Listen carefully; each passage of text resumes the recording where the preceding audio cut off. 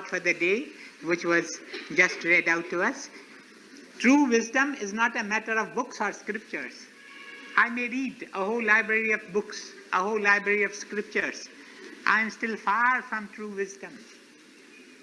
I may be very learned in the lore of books, but that does not make me wise.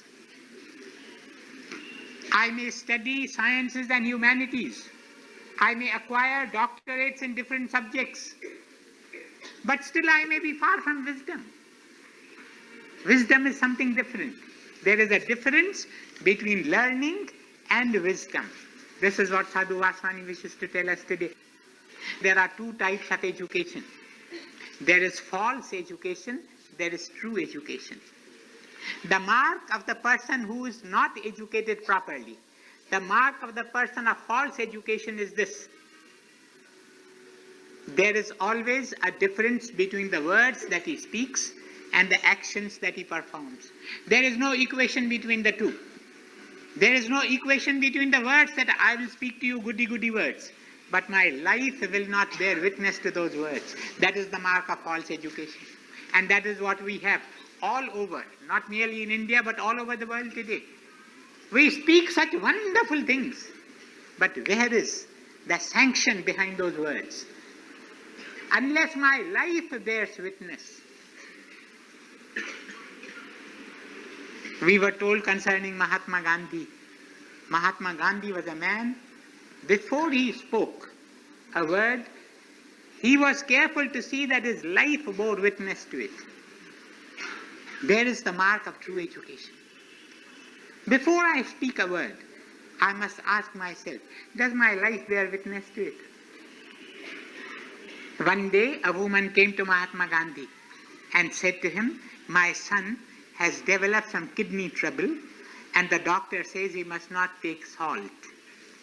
I have entreated him again and again not to take salt, but he will not listen to me. He will listen to you. If you say to him, my child, don't take salt, he will immediately give up salt. Mahatma Gandhi said, all right, but you come to me after 3 days. You bring your child, you bring your son to me. After 3 days, I will speak to him.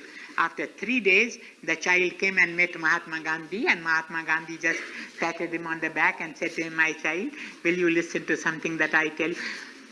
Will you listen? How can you say that, Mahatma Ji? I am your servant. I shall do whatever you ask me to do. I shall abide by every one of your orders. Then Mahatma Gandhi said, my child, will you refrain from eating salt? Salt. If you like, I'll give up sugar also. You have only to order and I will obey. The mother was surprised. She said, why is it that Mahatma Gandhi took 3 days to pass on this piece of advice to this little child? So she asked Mahatma Gandhi. And do you know what Mahatma Gandhi said to her? Mahatma Gandhi said to her, 3 days ago when you came to me, I used to take salt myself. Now taking salt myself, how can I tell another not to take salt? These 3 days I have given up salt myself and now I feel qualified in asking somebody else not to take salt. There was a man of true education. There was a man of true wisdom. There is no equation between the words that we speak and the witness of our lives. That is why there is so much of confusion. There is so much of chaos. There is so much of anarchy in society today. Because we talk without bearing witness to the ideals that we wish to preach. I remember when I was a school student, we used to have large, huge meetings addressed by patriots, and they used to speak to us of many things. One day, one of the great patriots of our part of the country spoke concerning the Swadeshi. Swadeshi. He said, never touch anything that is made, manufactured in foreign lands. You must patronize your own people. You must see that they become economically strong, and so on. He spoke lots of things in favor of the Swadeshi. I was so deeply moved by the speech that when the speech was over, I came to him, I said to him, you have inspired me truly today, and from today I shall try to wear, to purchase, to have everything Swadeshi. I would not like to touch any foreign thing. Then I happened to look at his shoes. And I said to him, your shoes are so glossy, they are so shining. From where did you get them? He forgot that only a little while ago he had spoken so vehemently in favor of Swadeshi. He said, what do you mean? I don't wear any shoes other than Dawson shoes. I said, but Dawson, where are they manufactured? Of course in London, England. I tell you, I was completely nonplussed. I said, but you spoke to us a little while ago concerning the Swadeshi and you continue to wear Dawson shoes. Then he realized his mistake. And then do you know what he said to me? He said, why do you want me to do all the work? We must share. I will do the speaking, you do the doing. No equation between words and life, no equation. That is not the mark of a truly educated person. That is not the mark of a truly wise person. The wise person will not speak until he has first borne witness to his teaching in life. This you must remember. If you carry this one lesson in the heart within you, your coming to this morning's assembly will be fulfilled. Never preach anything until you have first practiced it. Think of Mahatma Gandhi on the one hand and think of this patriot on the other hand. And true wisdom, beloved Dada wishes to tell us today, is compassion. Is compassion. Do you know what is compassion? Compassion is beholding myself in others. When there is no difference between you and me, this is compassion. Therefore, your pain is my pain. Your suffering is my suffering. Your grief is my grief. When you grow in this spirit, you grow in the spirit of compassion and you grow in the spirit of true education. Behold thyself in all. Vaishnava Jana. Mahatma Gandhi loved this song. Vaishnava Jana to tene kahiye jo pira parai jane re. The suffering of others, when you identify yourself with the suffering of others, that is compassion. Once again, Mahatma Gandhi, he was a little child. In those days, he was called Munya. His name is Mohandas. Mohandas Karamchand Gandhi. They used to call him Munya. One day, he returned from school. He was not feeling very happy. So his mother asked him. He said, what has happened in the school that you don't look so happy? And Munya said, Mama, a classmate of mine struck me in the face. And the mother said to him, why did you not strike back? And listen to the words of this little child. He was only 7, 8, 9 years old. He says, Mummy, how can I strike him? Is he not my brother? How can I strike him? Is he not my brother? That was the witness of Sadhu Vaswani's life. When he was a little boy, he used to play games with the children of, in those days we used to call them Bhangis.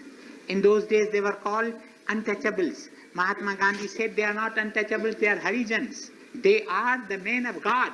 They are the people of God. Don't call them untouchables. Don't call them Bhangis. But in those days, they were known as Bhangis. And they were to be treated as outcasts. You were not supposed to touch them. Even if their shadow fell on you, you had to go and take a bath. Such was the condition. You cannot imagine. The country has passed through all these stages. And Sadhu Vaswani, as a little child, played with the children of the Bhangi who came to cleanse the house. And the mother happened to see him one day playing with those little ones. And she said, what are you doing? What are you doing? You are playing with the children of untouchables. And Sadhu Vaswani said, Auka was the name of the untouchable. And he said, Mama, is not Auka my brother? These little ones are also my brothers. This is compassion, a sense of identification with others. My time is now over. I will not keep you longer. But before I leave, I would make only two requests to you. The first thing that we should all try to do is this. Try never to hurt anyone in thought, word or deed. Very often we speak hard words, rude words, harsh words. We wound the hearts of others. There was a sister who came to me. She said, my heart has been wounded beyond repair. I said, why? Because this person, naming that person, he has spoken to me so rudely that he has wounded my heart beyond repair. Let us not hurt. To hurt the heart of another is to hurt the Spirit of God, because God dwells in the heart of everyone. Shri Krishna says in the Bhagavad Gita, I am seated in the hearts of all. When I hurt the heart of another, I hurt Shri Krishna. I hurt Jesus. I hurt Guru Baba. I hurt the Spirit of God. Therefore, this is the first thing that we all should try to do. We should do our very best. We may not succeed immediately. We will fail again and again. But let us never give up.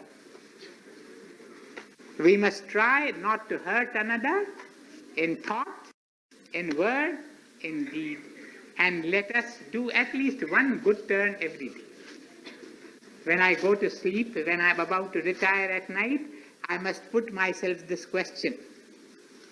Did I do anything for anybody today? 7 words. Did I do anything for anybody today?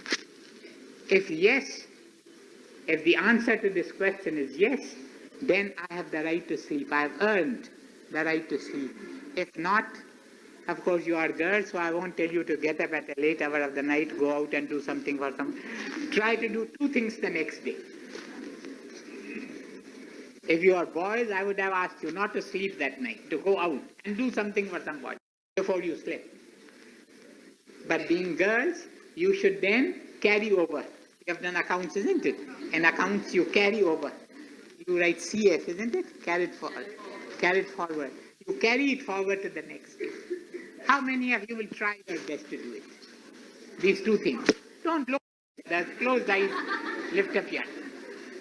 Thank you very much. I feel deeply grateful to every one of you.